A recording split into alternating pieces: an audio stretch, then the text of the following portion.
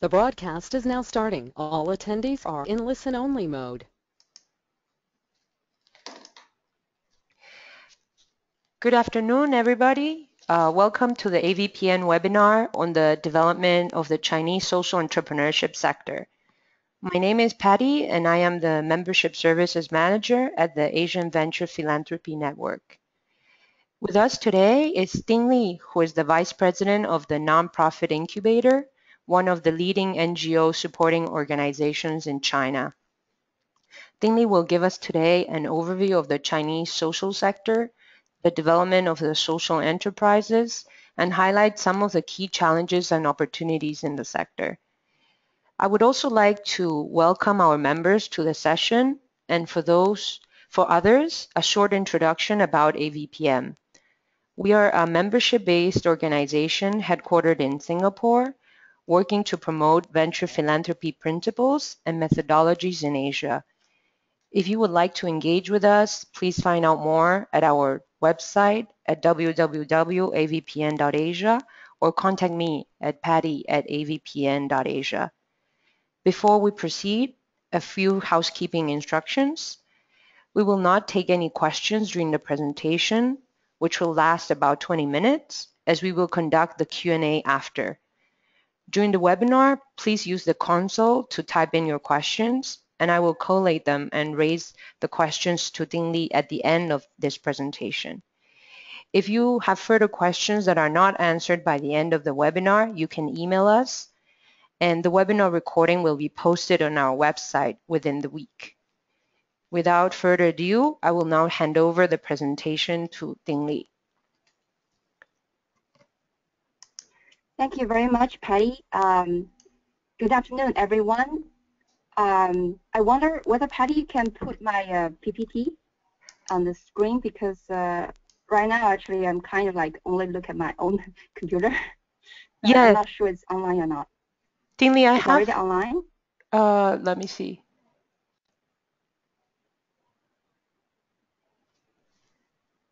Yes, it is online now. So I'll help to control it for you. Okay. So, yeah, cool. Okay, so second page, please. This is just the. So actually, my topic will be really the interdependency of social enterprise and social impact investment fund in China.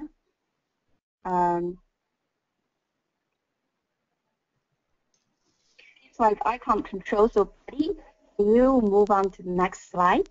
Yeah. Okay. I can give you a little bit background, because actually last week I was in Shenzhen attending the first CSCSIF, which is China Social Enterprise and Social Investment, Social Impact Investments. No, still the previous slide. Sorry, you moved too quick. Patty? Yep. Is this the Hello? background? Yes, this is, yes. yep. Background.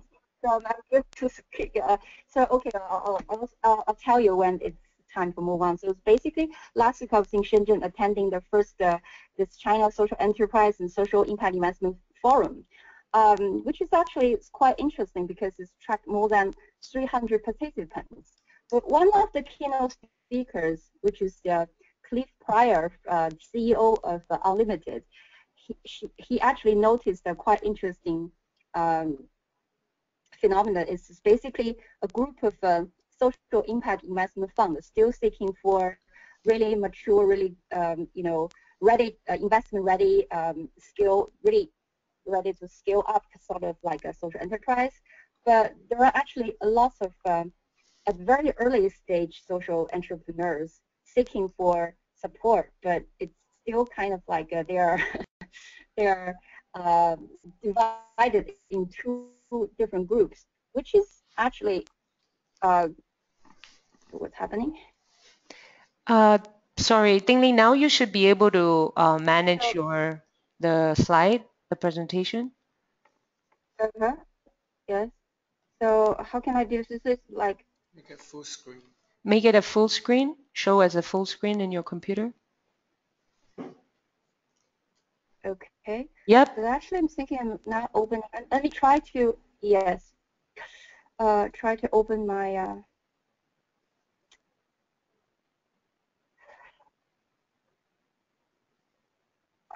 Actually, I did not see it. See my. We were able to see it just now.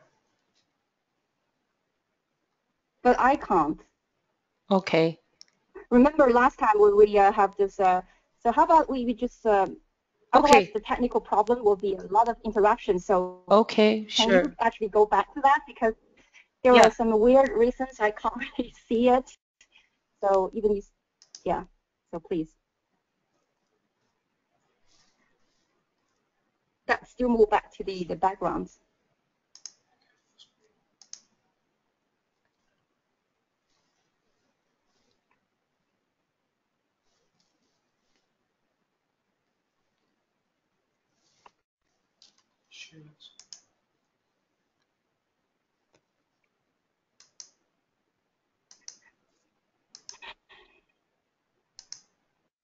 Okay.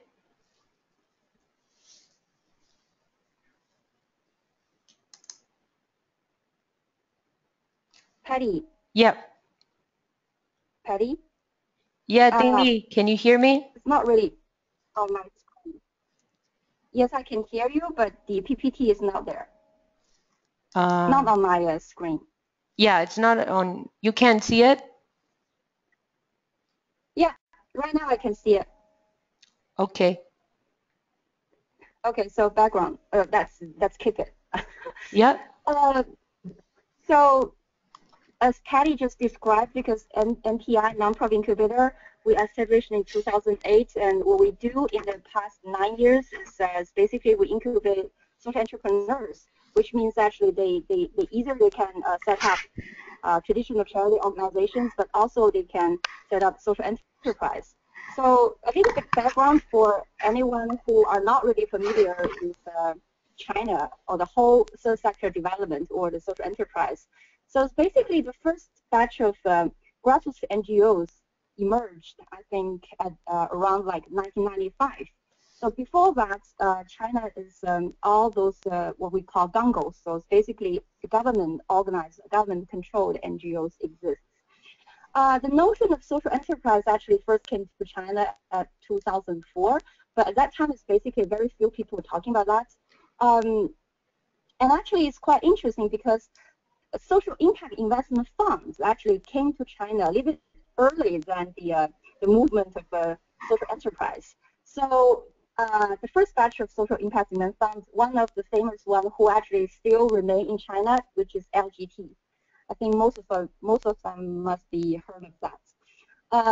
It's quite interesting because before 2008, there must be already very famous social enterprise exist. One is Chanyo.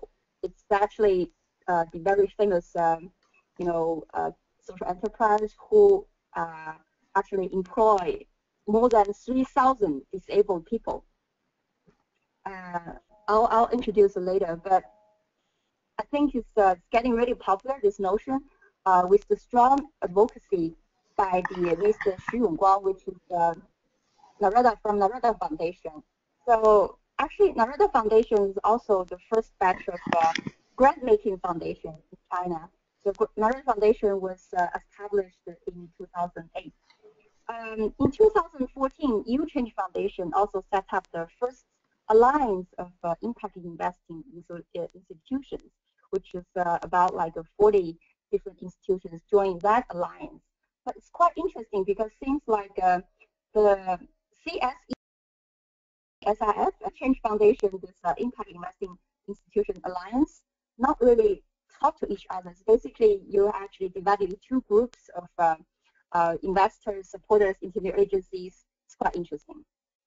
But actually, CSESIF, what they used is different kind of like approach because it claims to have right now almost more than 200 members.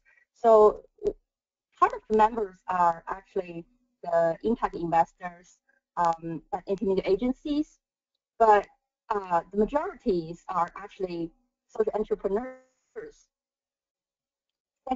Next slide, please. Patty?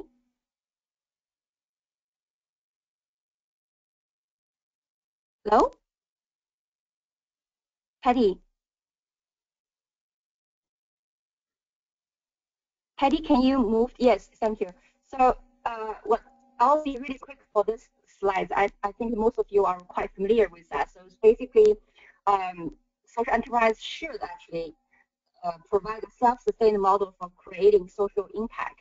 But actually, there's not a consensus actually globally about that, which percentage typical social enterprise should be self-sustained. So there are some like spectrums, say it must be like over 70% or 75% of income are from service, from product they're selling or the service they provided. I think most of the social impact investment fund are seeking kind of like annual return from like 5% to 10%. So it should be not profit maximizing and should be put social mission at first. But actually it's quite difficult to kind of like evaluate how a social enterprise is running. Next slide, please, Patty.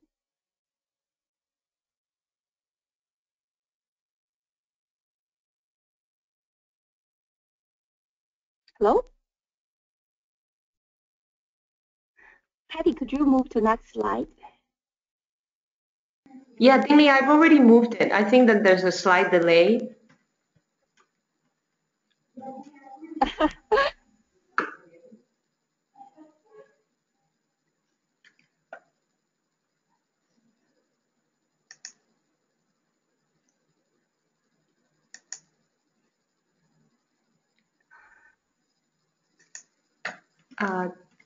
Dini, it's the slide with 3 different most successful SEs.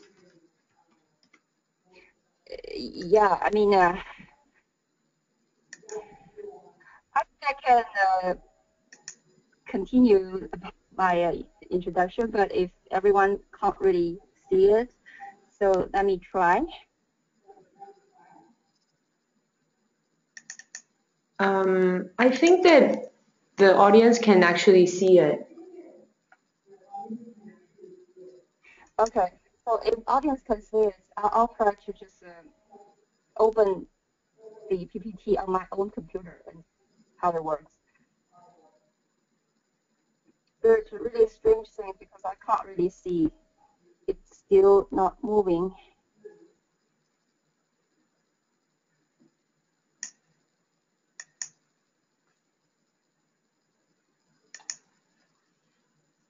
Okay, so some of the most successful social enterprise in China, like Canyu I introduced, and also Canyu received a kind of like a global kind of award 2 years ago in UK. Actually, it's one of the most successful social enterprise in the whole world. This was founded in 1997, and actually right now it's become a group. So they already set up 34 different separate social enterprise across China, and they actually also set a quite unique management structure. So the profits actually comes from Canyu group, actually support the foundation. So this about like 5 years ago, 7 years, no, 6 years ago, they set up Canyu Foundation. So this Canyu Foundation also support at least 5 different NGOs who actually support disabled people, provide training, vocational trainings, and even taking care of their daily life. So it's a lot of things. It's kind of like a self-sustained model. But actually, it's also quite interesting because within the sector, Canyu remains to be the largest social enterprise for more than almost 2 decades now. And the second one is the Kunpeng Development Institute. And actually, Kunpeng is also quite interesting because they have their own circle. So basically, they have a foundation. Yes, it's called Leping Foundation. And they also have their own impact investment funds. And they incubate their own programs. So right now, they have like 4 pillars. And they already identified 5 and incubate 5 social enterprise all by their own. But actually, the size or the scale of this is really large. So their social impact investment fund it's about 200 million RMB.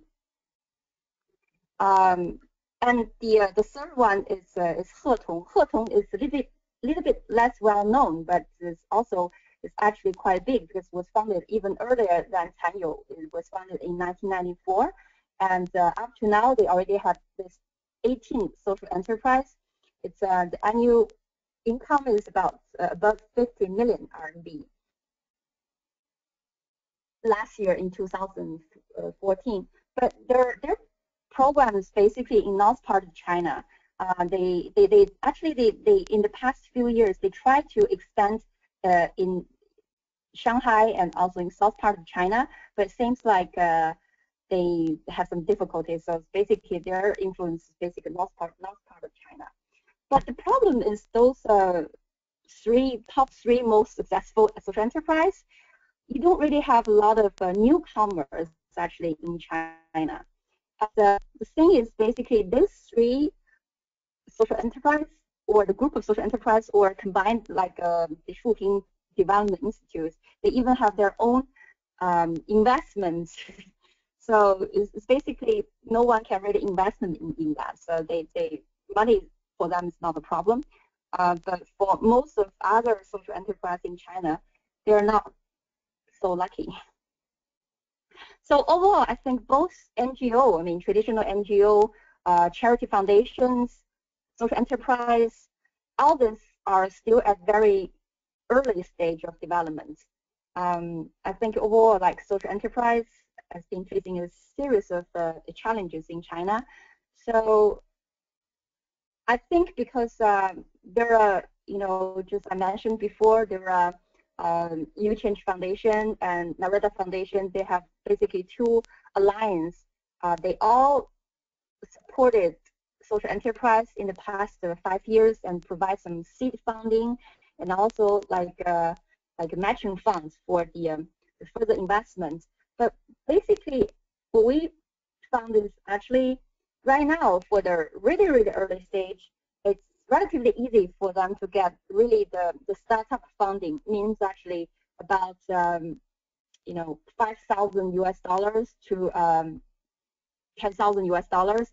That sort of money is relatively easy to fund. But the most difficult part is actually the seed fund. So after they kick it off, so how they might need actually the amount from like 50,000 US dollars to like 100,000 US dollars. This type of investments is really difficult to fund because typically the social impact investment funds, the minimum kind of requirement will be at least $500,000 US dollars. Normally, it actually should be more than 1 million US dollars. What kind of like a portfolio they're looking for? It's really difficult to fund. And actually, I think it's not yet form a value chain for the social enterprise to really take off, because most of what we found is most of charity foundations or social impact investment funds, they don't really rely on intermediary agencies. So they basically do all the like due diligence, all kinds of like capacity building programs all by themselves. So it's kind of like a lot of broken chain.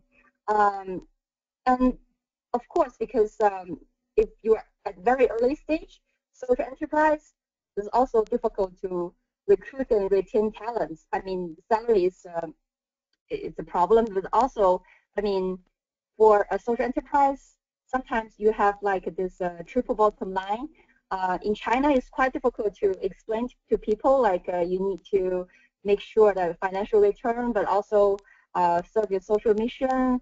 It's somehow it's quite difficult to explain to the talents, and also award the lack of the training and the like professional development opportunities. Like it's not like a traditional like company, because the Chinese government actually set up the policy like the company should use up to like 4% of their revenue putting R&D and also training their staff. But for social enterprise, it's really difficult to have that kind of scale of investment into their workforce. So, and also the operation efficiency is also sometimes not on par with commercial standard, which is especially for lots of social enterprise. Originally, they are actually NGO in this field, for example, in elderly care or helping disabled people create job creation and on-job training, this type of stuff. And also, I mean, like what I said, even you have some intermediate agencies, but it's quite difficult to provide very on-target, tailor-made supporting programs for those social enterprise. So as a result, actually, very few social enterprise in China right now with meaningful scale. The growth rate is slow. Actually, the social impact, most of those social enterprises don't really develop their own metrics. So it's really hard to say that we really maximize the social impact. Financial return right now is not so many of them have really attractive to the potential investors. Also, business model need to be really polished and also need to be really innovative. But it's not there. So some of the reality check is dozens of venture philanthropy in the social impact invest funds operating in China. Very few of them actually had good portfolio. I also noticed some, there were actually, start from 2008, there are a lot of coming and goes because there are some venture philanthropy fund international one. They came to China, they think it's possess a great opportunity, but after a while they found actually in China it's even harder to find very good social enterprise. You know, our neighbors like Philippines, India, in Bangladesh actually have more prosperity, so they actually move on. For the very few who actually stayed in China, they also struggled. So hundreds and millions of RMB still searching for low-hanging fruits. So it's basically, that's the reality. And also, even like U-Change Foundation last year, when they launched the alliance, they actually tried to have their AAA kind of like metrics, but still quite vague. And I know there one professor in Peking University are trying to develop the metrics for social enterprise to evaluate their social, their like bottom line. But it's also still more, basically it's not really that pragmatic. It's kind of like theoretical study. So, and there is actually no pipeline development for social enterprise in China. There are very few really large ones, but they remain the biggest one for almost 2 decades. And there are many of those really early stage. So you don't really have someone really in the middle or, you know, they're investment ready. But I think that trend is getting better because then I'll introduce some incubator in China, incubator especially for social enterprise. So I think right now the ecosystem for social development, social enterprise development is forming. So that's the silver lining. Well, there's some future stars. I bet some of you already heard about Dialogue in the Dark. In past 5 years, actually, Dialogue in the Dark China, even they have a really bumping road, but they managed to really grow. So up to now, they already organized more than 700 workshops. They employed more than 100 visually impaired people. They train them to be really good trainers. They provide this kind of services to the really very big companies. They're, you know, Fortune 500 companies, both internationally and also domestically. And second one is we call WABCs, like worker arts boot culture. So they basically they were going to unleash the art potential for all the mentally challenged people in China. And they're also, in past 4 years, they try very hard to actually turn all the art pieces done by those mentally challenged people, and they actually collaborate with several companies. They make quite good products, and it's really kind of popular. So I think in the future, this organization might have you know, have a great potential, but right now they're actually quite early stage. And there's it's quite interesting. The third one is called the Smart Air. It's kind of like a really innovative, disruptive innovation.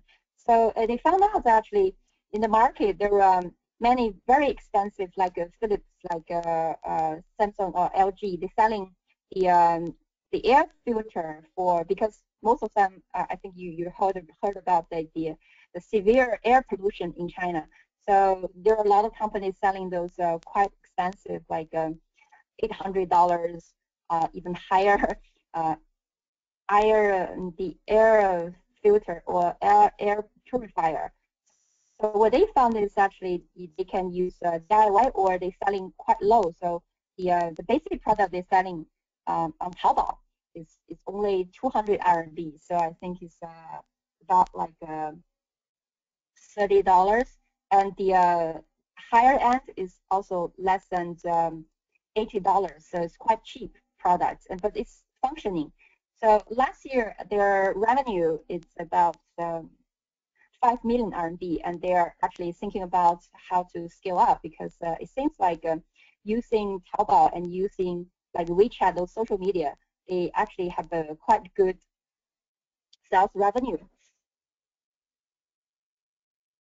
So the next slide is we're talking about like we still believe that the venture philanthropy and the social impact investment fund can play a vital role to enable social enterprise to create bigger social impact. First of all, I think enhance the, improve the business model. It's really the key. So, but I really think that for actually venture philanthropy and the social impact investment fund, for the leaders and for the staff who manage that, also have a lot to learn, because actually social enterprise is not about one sector, it's not about one field. Actually, healthcare is a field, elderly care is a field, and help disabled people on job creation is another field. It has totally different kind of set of skills, knowledge. But unfortunately, basically what I found is most of those staff and leaders from those social impact investment fund and venture philanthropy are actually from private sector. So they don't really know about those fields. So sometimes it's also, that's the reason why sometimes it's also quite difficult for them to really find a good social enterprise.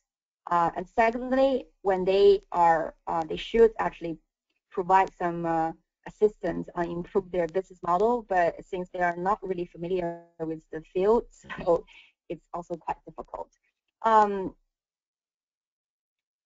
So the second is about like accelerates and social enterprise through non-financial support. I think actually non-financial support is even more crucial actually for the early stage. So like how you make a sound business plan, how you actually make a good KPI, and also help on marketing, coaching, resource access, and actually build the whole supply chain, get access to the market. So all those sorts of things, it's very important for the investor, potential investor to be considered. Also, I think they can training and helps to attract talent for the social enterprise. So, and the next, I would like to introduce some incubators and accelerated programs for social enterprise in China. So the first one, it's FISE, who is which is funded by a lady from Germany. So they actually, in the past 6 years, they running virtual incubation programs. So the earliest one actually is the women entrepreneurship. So they actually organize some forum, like 3 or 4 days forum each year in like 3 to 4 major cities in China, like Beijing, Shanghai, and Guangzhou or Shenzhen. And they also, in the past, focus on youth employment and entrepreneurship. This basically a lot of like this kind of like social movements, or they have this knowledge cafe for the youth to share the entrepreneurial kind of like experiences. And the latest movement is the seeded accelerator for social enterprise, actually especially focused on tourism.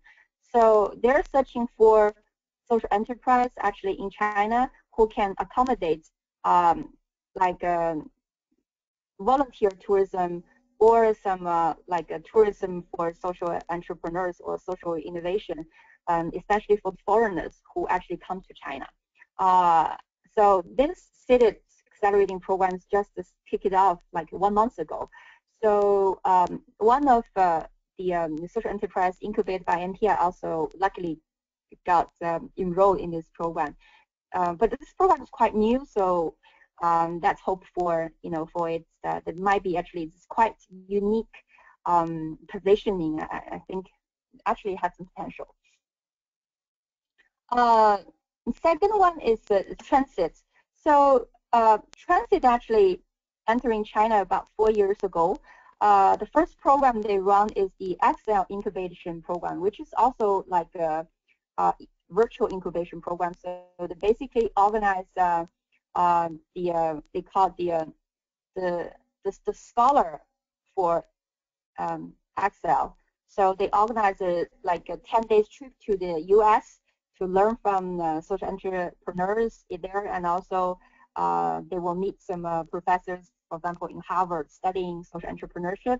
And during these 2 years, they provide those kind of opportunity for more than 60 what they call XL scholars.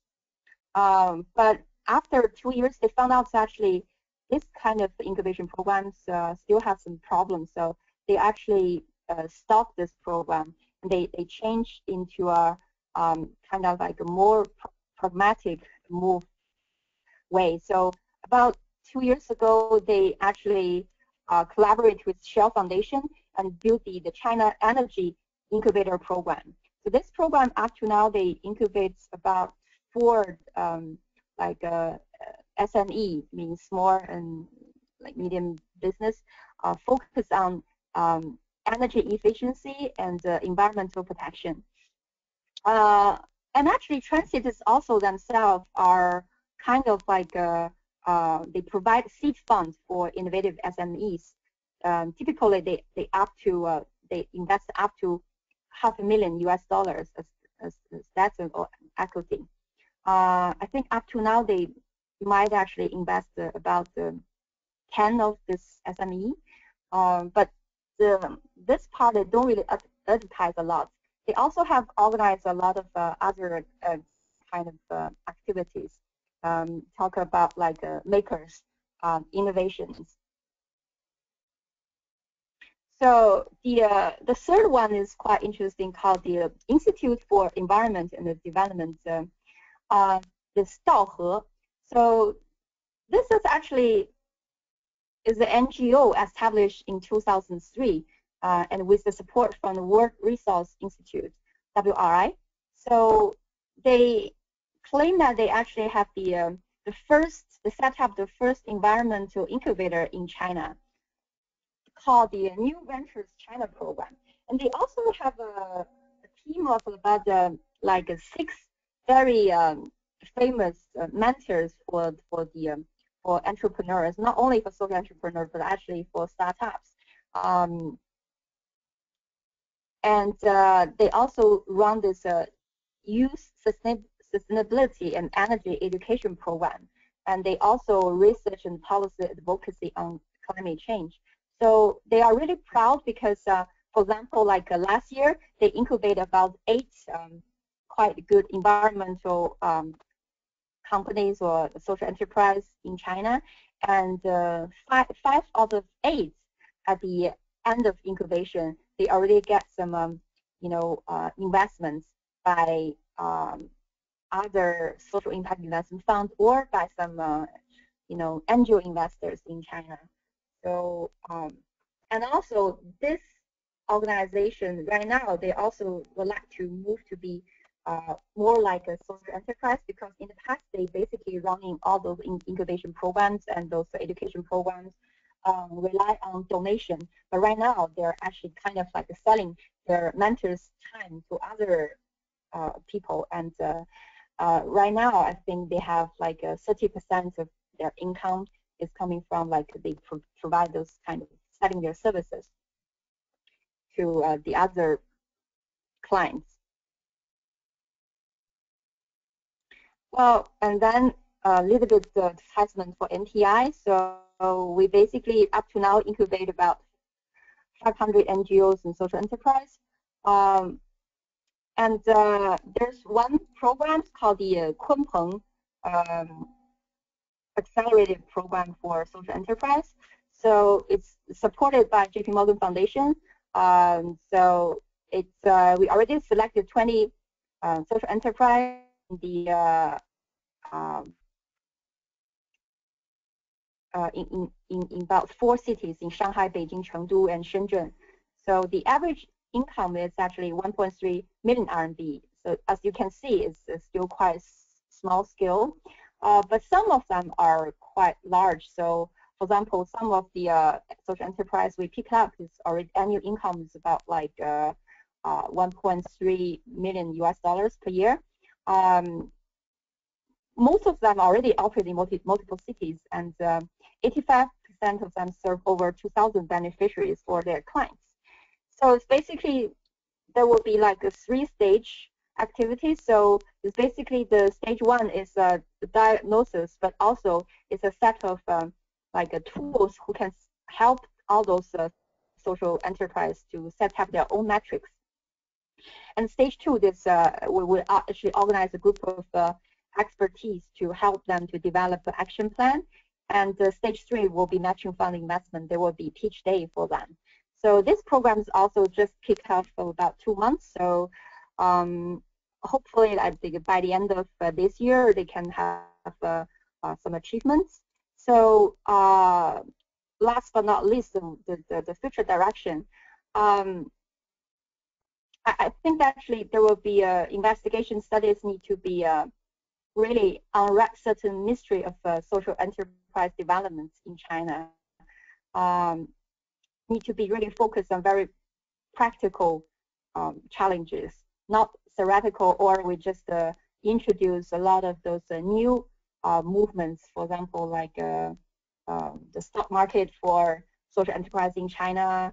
I think it's a bit too early, but it's basically think about like the unique political and actually cultural features of China, how under that kind of circumstances, how to improve the development of social enterprise development in China. So, and actually, I think it's we need to build more alliance to fill in the gaps, to create more enabling environment for social entrepreneurs. Because after all, even all those social impact investment funds got all the money, but they still need someone to be invested in.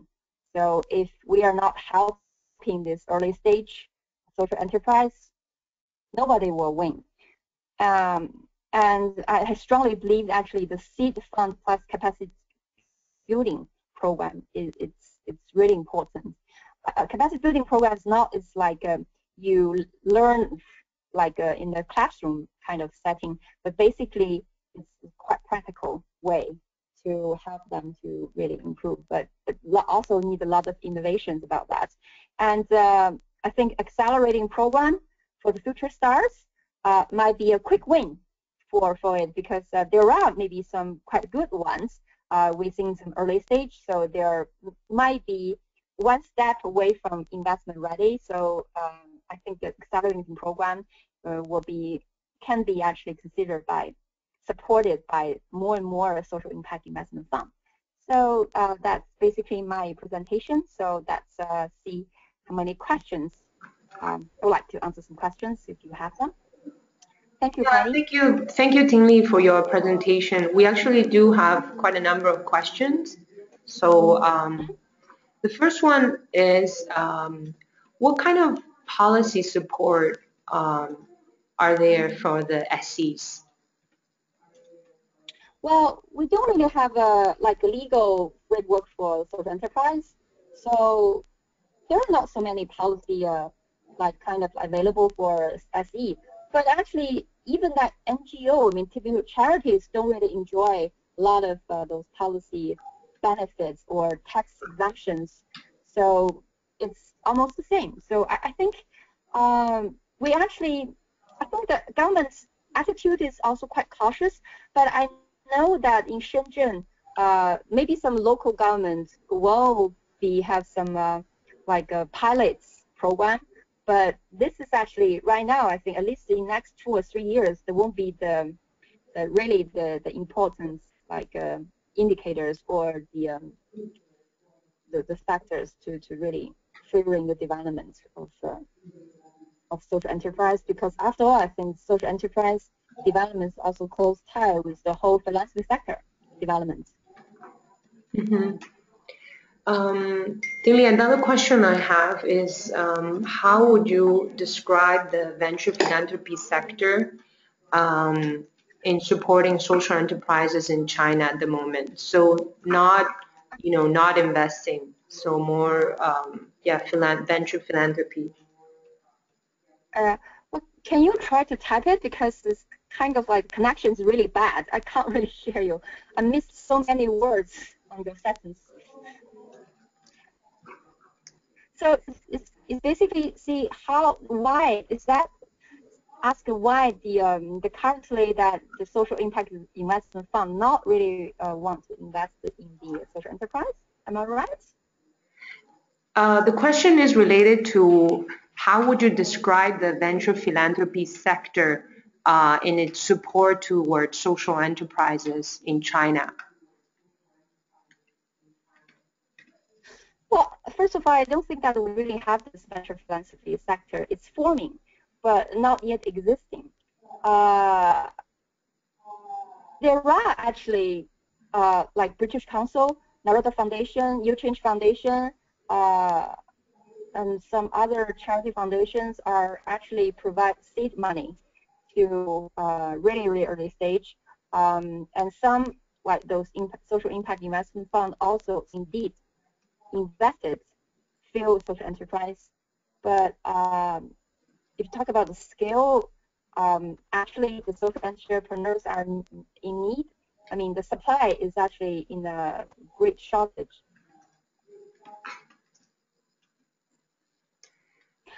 Actually, I need to give everyone a kind of a little background.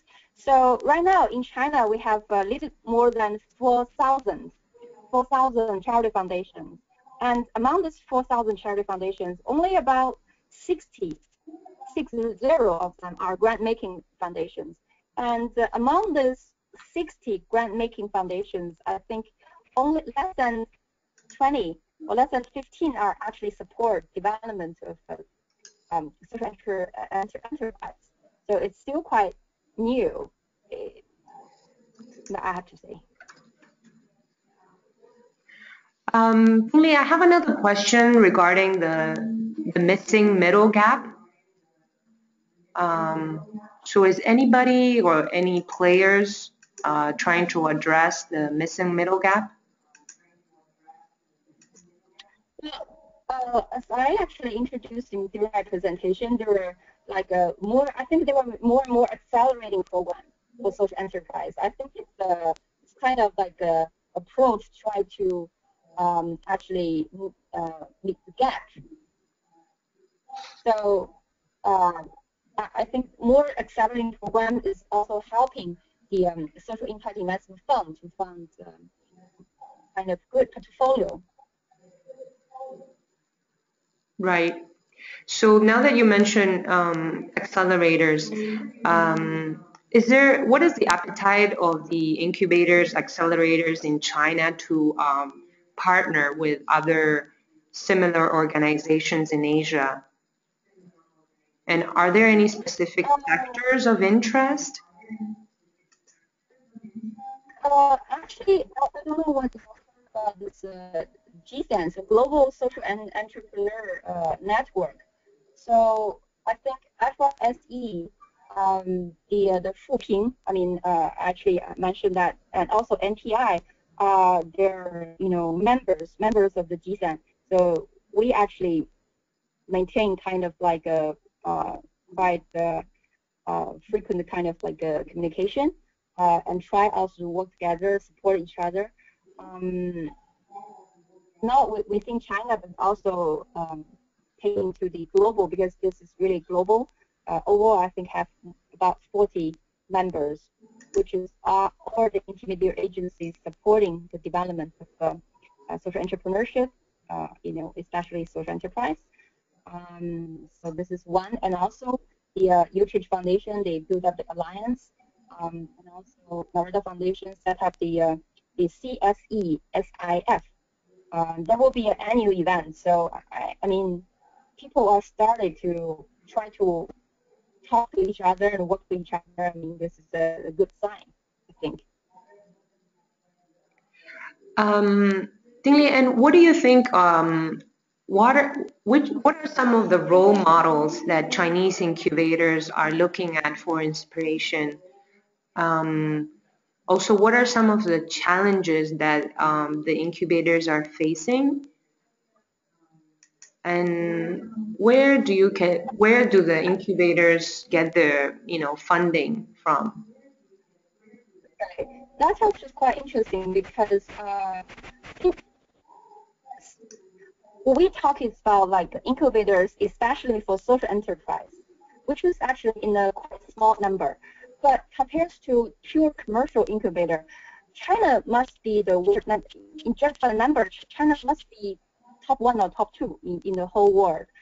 So in the past 2 decades, the Chinese government have put a lot of investments to support all kinds of incubating, accelerating programs for entrepreneurs, because we really have a lot of pressure and challenge on youth employment, job creations. So most of those incubators, even including the commercial one, are actually heavily rely on, I mean, donations or kind of like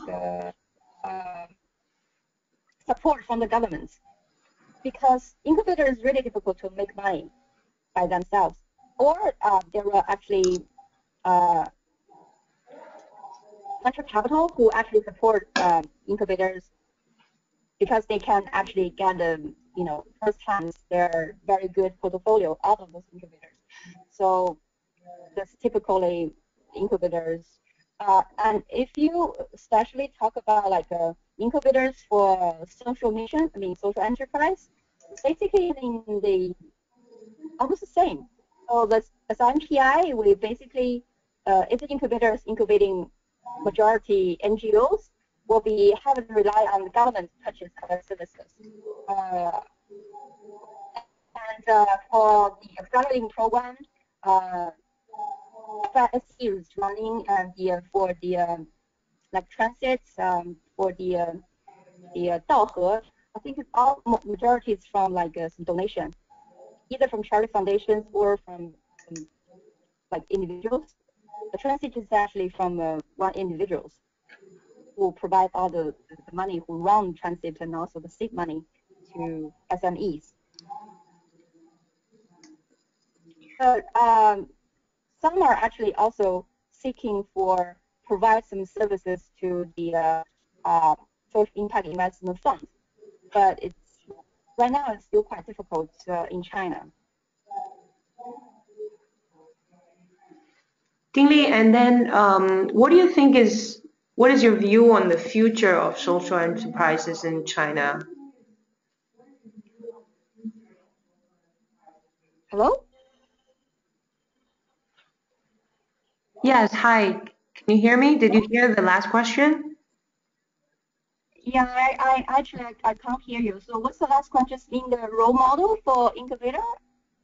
No, what is the view, Or what is your view on the future of social enterprises in China? okay, my view, I think it's we really need to maximize the social media and also the like Internet of Things. I mean, all those cutting edge kind of like ICT, which is really the key. Because I mean, Internet is about how you do more connections among people, and I think the core of social enterprise is also serving people. So actually, especially if the social enterprise is trying to help underprivileged groups, basically we need to get them out of this, isolations and get access to the mainstream. So, and also I noticed there's a trend actually, which is not many of them, but I think clearly it's trend. So many large companies, like including the multinational one, also the domestic one, are actually thinking about setting up their own social enterprise. So in the future, there will be a lot of merge, kind of the more blur uh, sector. So there will be private sector also would like to enter this field, but also I think in the future there will be actually more and more NGOs also trying to be to transform themselves into social enterprise. So and also I mean there are lots of young people born in 1990s. They also can set up a quite good social enterprise in the future because they kind of grow up in the settings of internet, in the influence of internet. So they might actually have a lot of breakthrough or disruptive kind of innovation. So I'm actually quite optimistic about the future. Ding and what kind of backgrounds do most of the, social entrepreneurs have in China? Are they exposed to, the concept of social entrepreneurship through, being abroad, or do they start from the ground up? They actually have all sorts of background. Right now, it's quite difficult to say because most of them are really at the very early stage. Some of them who actually doing that, but they not really fully aware what they're doing in social enterprise. Some of them are actually because they be inspired by the concept of social enterprise, so they would like to try it. So you have all sorts of people. But I think the majority of them, they can't actually speak quite good English. So they might actually go they went abroad, but it's basically, I mean, right now it's still like local people. But I don't know. I mean, in the future things might be changed, but it's still. I mean, right now, I mean, it's and also the age it's really wide. Like the youngest might be at their early 20s, and some of them even at their late 50s, but they can still be a social entrepreneur. So Yeah. The last question, Dingley. So, are there any particular areas where social entrepreneurs are emerging most, and how are they encouraged to step forward and start a social enterprise? can you repeat the first part of your question because I can't really hear Yeah, you. is there a particular area in China where you see a lot of social entrepreneurs coming from? Area? Yeah. I think it's about like the most pressing and urgent challenges like elderly care, helping disabled people, education, healthcare. Those fields are quite popular right now. And in terms of geography, are there particular areas where there are a lot of social enterprises starting up? Well, I think it's basically still like large cities, mega cities in China, or the coastal areas. Because the development of social enterprise is also kind of like in line with the whole economic development. Because actually, social enterprise also need value chain and also need resources, human resources, money, all kinds of things. I mean, if you are really in the remote area, it's quite difficult to get by. Right. Thank you, everybody, for this very insightful session. Thank you so much, Stingley, for sharing this with us. We will Thank post the you. webinar recording on our website by next week, so please look out for that. Our next webinar will be on July 30th and will be on the topic of pre-engagement processes. This will be the first in our series of webinars to follow related to the AVPN capability development model. Please visit our website for more information and on registering for it. So thank you again for your engagement and look forward to our next session.